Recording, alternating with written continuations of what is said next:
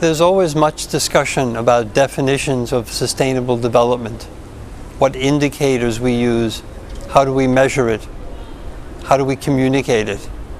And we always seem to discuss the issues and never seem to resolve anything. But in a way, we're not alone in trying to make definitions. If we think about love, we can't give a definition of love. We can't measure it. We don't have indicators. But we most certainly use many marketing skills to talk about it. And I hope that we can do the same for sustainable development. Dearest, love is supposed to be eternal, but is it? So many things seem to be changing.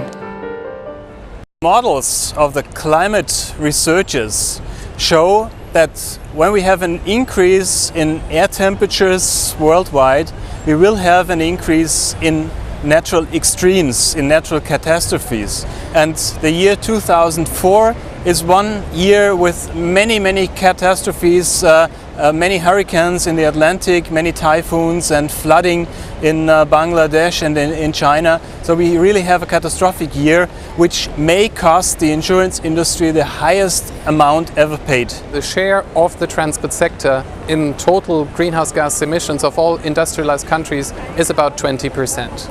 Even worse is the trend. It is a continuously increasing trend, so it has increased in the last 10 years by some 20%. So what I'm saying is that electorate, they can understand clearly those politicians that has vision for the future. Sustainable development is a good example, and in my opinion it's the only option for the future. We have no choices. As a society, we have to go through that goal, which is sustainable development. My example is public transit. So every day, every week in our speeches with the people that we meet, we need to inform them and convince them that's the only option to reduce pollution and to reach sustainable development finally.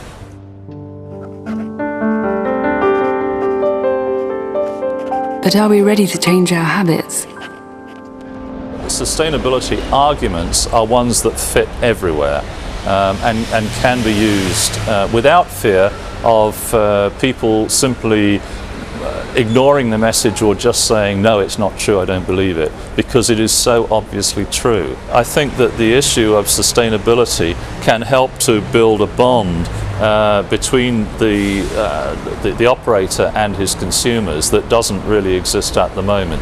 In consumers' minds, there's principally there's more a lack of leadership than there is of awareness. There is high level of awareness of the issues. There is a moderate level of readiness to get involved, but that is very heavily conditional on leadership.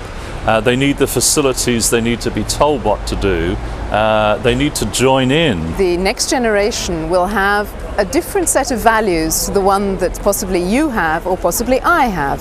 So this is of increasing importance to all mobility actors. They need to create a different dialogue with their customers and with the customers of the future. And environment is one issue, social integration is another issue, quality of life is another. So there are various different things that now the public transport actors need to really look at and create new arguments and demonstrate what they're doing.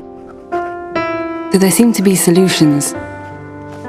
You're in the public transport sector. What do you think? On a constaté qu'il y avait une attente croissante de toutes les parties prenantes avec lesquelles on travaille par rapport à cette thématique du développement durable, que ce soit nos nouveaux actionnaires, donc les investisseurs, les autorités organisatrices, les passagers, les clients, etc. Il y a des attentes croissantes de nos parties prenantes externes et internes. Ensuite, on pense qu'il y a un vrai intérêt pour l'entreprise à concevoir son activité sur un plus long terme. On a bien sûr des objectifs de rentabilité économique à court terme, mais notre activité s'inscrit sur du moyen terme et du long terme. Donc une démarche de développement durable, c'est aussi essayer de prévenir les risques et d'anticiper tout ça. It's not only that what you do for the stakeholders and your passengers, this is what you do as a good citizen of this planet. It is not what you're doing today for what the stakeholders are demanding. You also have to take into account the stakeholders of tomorrow who are going to ride my system. We are responsible for our actions, and I worry what effect this is having on the future. But we always have the choice, don't we? Well, I think manufacturers still have a choice whether they focus on environmental improvements more intensely or less intensely.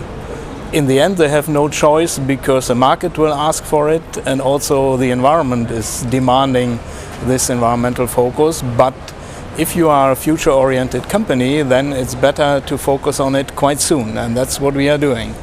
The choice is yours. Either you volunteer to do the right thing for yourself and for the future generations, or you wait for the people to vote the politicians in who are going to force you to go in that direction.